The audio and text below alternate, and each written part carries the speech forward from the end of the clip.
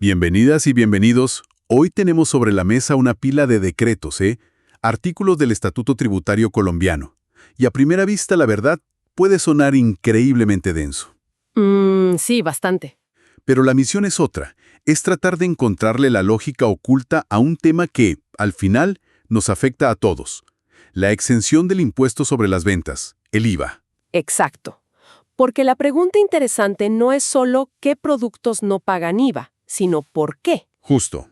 Y lo que revelan estos documentos es fascinante. No son solo reglas fiscales, son herramientas.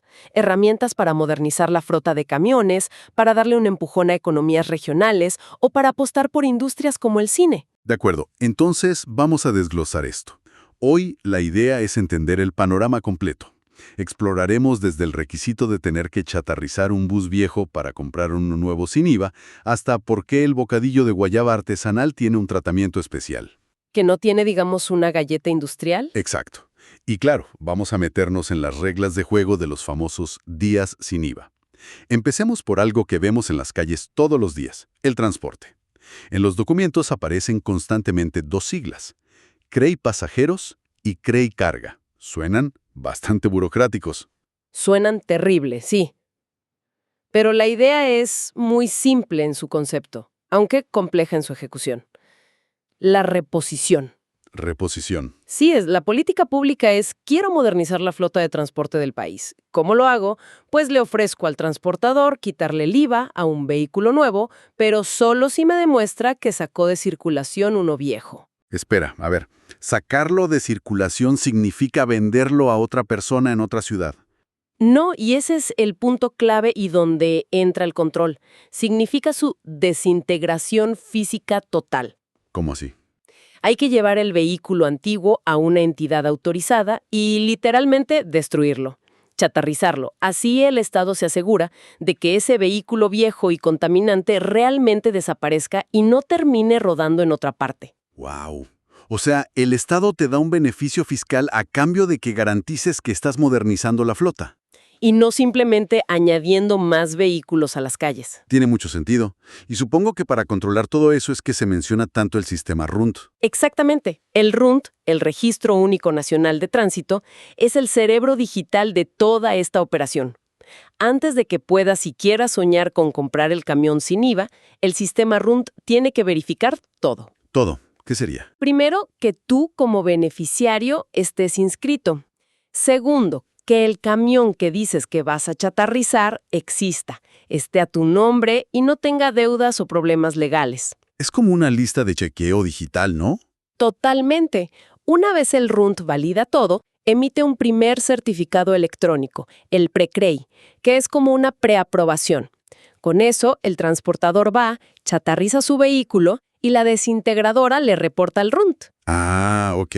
Solo entonces el sistema emite el certificado final, el CREI Carga o CREI Pasajeros, que es el cupón con el que finalmente puede ir al concesionario a comprar sin IVA. El nivel de detalle es impresionante. Leí por ahí que para el CREI Carga, por ejemplo, el camión debe ser de más de 10.5 toneladas. Ajá. Y que el beneficiario no puede ser una gran empresa de transporte, sino alguien que tenga máximo 2 vehículos de carga. Así es. Eso te muestra que el objetivo es muy específico.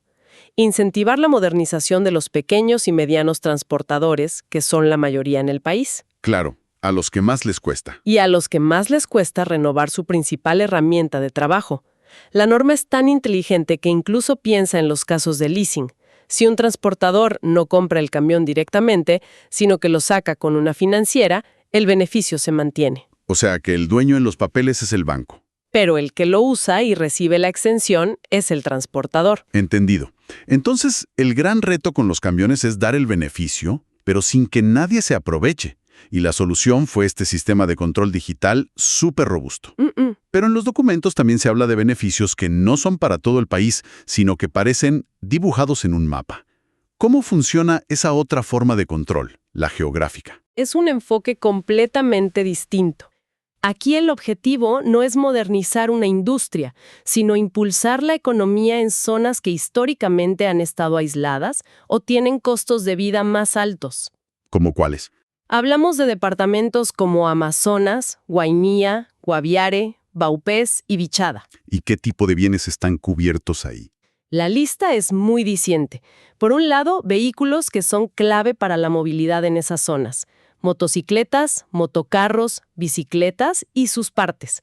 Por otro, una canasta de bienes básicos. Comida, vestuario, elementos de aseo, materiales de construcción. La idea es bajar el costo de vida, entonces. Y dinamizar el comercio local, exacto. Claro, pero aquí aparece la misma pregunta que con los camiones. El control. ¿Qué impide que alguien monte un negocio para comprar motos sin IVA en Guainía y venderlas más caras, pero aún competitivas, en Bogotá? Ahí está el desafío. La norma establece que el beneficio es solo si los bienes se consumen dentro de esos departamentos. ¿Y si no? Si vendes la moto fuera, tienes que pagar el IVA. El control es más documental.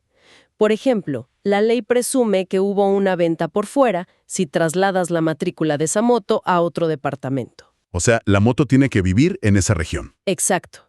Y si un comerciante de la zona le compra a un proveedor de otra parte del país, tiene que demostrar con su RUT, su matrícula mercantil y los documentos de transporte que la mercancía efectivamente va para allá. Es un control basado en papeles, a diferencia del control digital del RUNT. Correcto. Y lo mismo pasa con el combustible de aviación para vuelos hacia o desde estas zonas, o a San Andrés. ¿Y cómo funciona en ese caso? Porque el combustible es un líquido, es más difícil de rastrear que una moto. El productor le vende el combustible al distribuidor mayorista y le factura el IVA completo. Ok. Luego, el distribuidor es quien certifica mes a mes qué volumen de ese combustible se destinó a las aeronaves que volaron a esas zonas beneficiadas. Con ese certificado en mano, el productor original emite una nota crédito y le devuelve el IVA al distribuidor. Ah, es un sistema basado en la confianza y la certificación de la cadena logística. Totalmente. Ok, entonces hemos visto beneficios permanentes para una industria y para zonas geográficas. Pero luego tenemos estos eventos masivos, temporales, que nos afectaron a todos. Los días sin IVA de 2022. Hablemos del caos organizado detrás de esas jornadas. Caos organizado es la descripción perfecta. Las reglas que se mencionan en los documentos eran increíblemente estrictas, precisamente para intentar ponerle orden a la locura. Por ejemplo, La primera regla, y la más importante, era que no se aceptaba efectivo. Todo debía pagarse con tarjetas débito, crédito o cualquier mecanismo electrónico. ¿por qué esa restricción? Trazabilidad. Con los pagos electrónicos queda un registro digital con fecha y hora exactas, lo que facilita la fiscalización y evita, por ejemplo, que una tienda antedate una factura para meter una venta de otro día. Claro. El comprobante de pago tenía que tener la fecha del día sin IVA, sin excepción. Además, había un límite de 3 unidades del mismo bien por comprador. Y definían mismo bien de una forma particular, ¿no? No eran 3 televisores idénticos. Correcto, eran 3 unidades del mismo género. Por ejemplo, podías comprar 3 pares de zapatos de diferentes marcas y tallas o 3 electrodomésticos distintos, pero no 4 celulares. Una medida para fomentar el consumo personal y no la reventa. Exacto, no la reventa masiva por parte de comerciantes informales. Una de las dudas que siempre surgía era sobre la entrega. Con esa cantidad de gente comprando, era imposible que todos salieran con su producto el mismo día. Y la norma lo preveía. Ese es un detalle clave para la logística de los comercios. Tenían un plazo máximo de 2 semanas, contadas desde la fecha de la factura, para entregar el producto. 2 semanas. Sí, y para el comercio electrónico, que explotaba en esos días, se les daba un respiro adicional. La factura electrónica podía emitirse hasta las 11:59 de la noche del día siguiente al día sin IVA. Imagino la pesadilla para los sistemas de una empresa. ¡Uf! ¡Total! Tenían que procesar miles de transacciones, validar que cada una cumpliera las reglas y generar la factura a tiempo. Dejando atrás las compras masivas, hay otro sector que tiene beneficios, pero de una naturaleza muy diferente.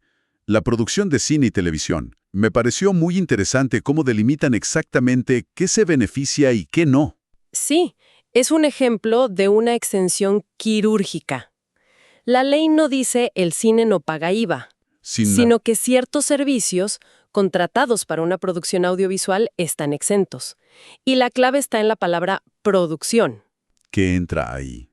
Entra todo lo que pasa durante el rodaje y la postproducción directa de la imagen y el sonido.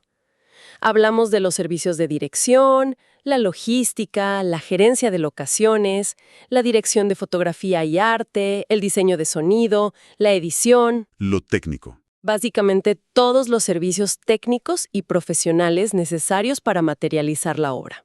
Entonces, ¿un guionista que está escribiendo la historia en un café no recibe el beneficio? Exacto.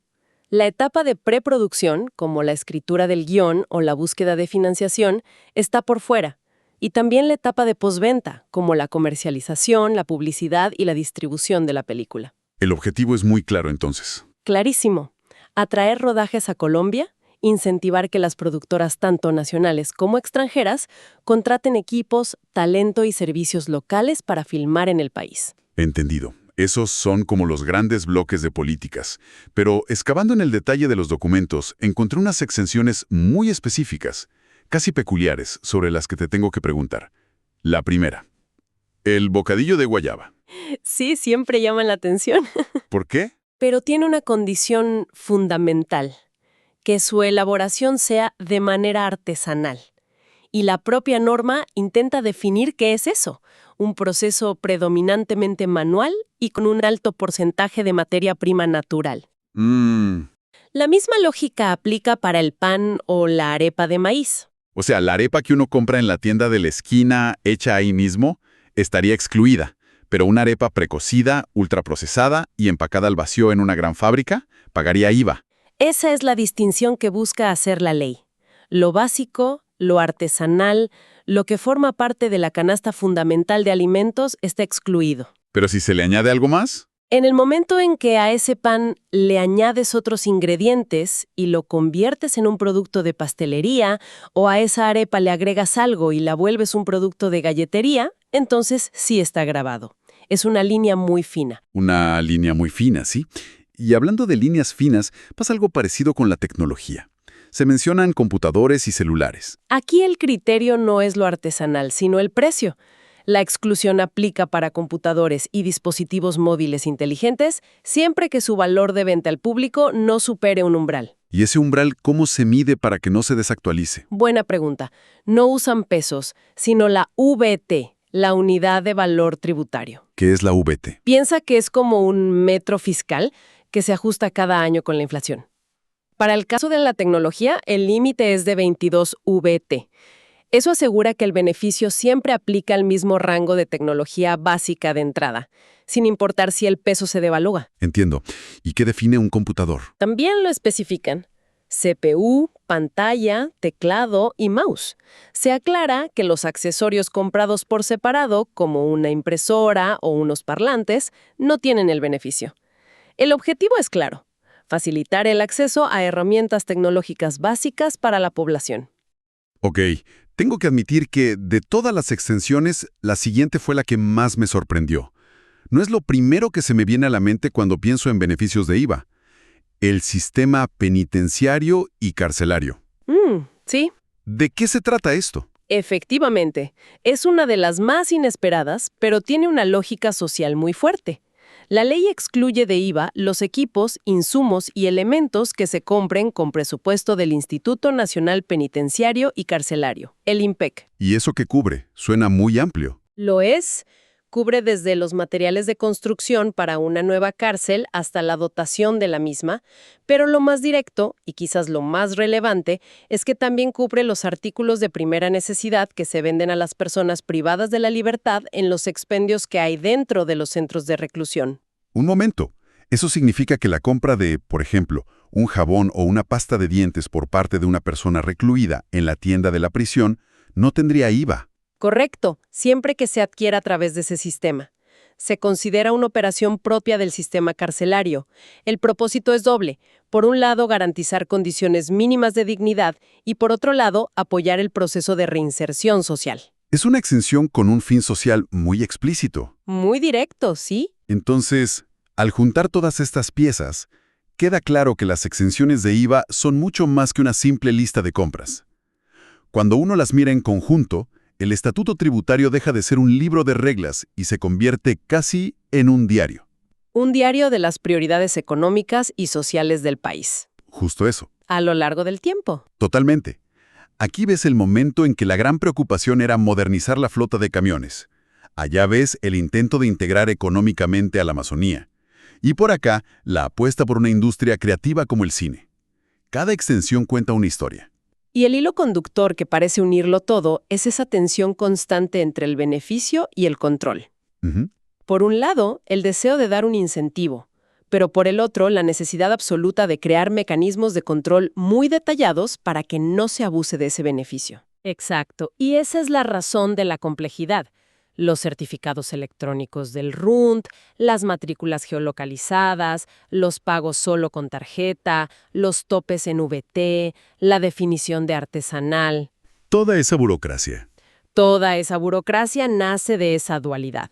Es el legislador intentando tapar todos los huecos posibles para que la ayuda llegue a quien debe llegar y no se convierta en una herramienta para la evasión. Lo que nos deja una reflexión final. Al ver la especificidad de estas reglas, desde las toneladas de un camión hasta la definición de un bocadillo, uno se pregunta, ¿cuál será la próxima prioridad del país que se traducirá en una nueva extensión? Y sobre todo, ¿qué nuevo e ingenioso mecanismo de control tendrán que inventar para acompañarla?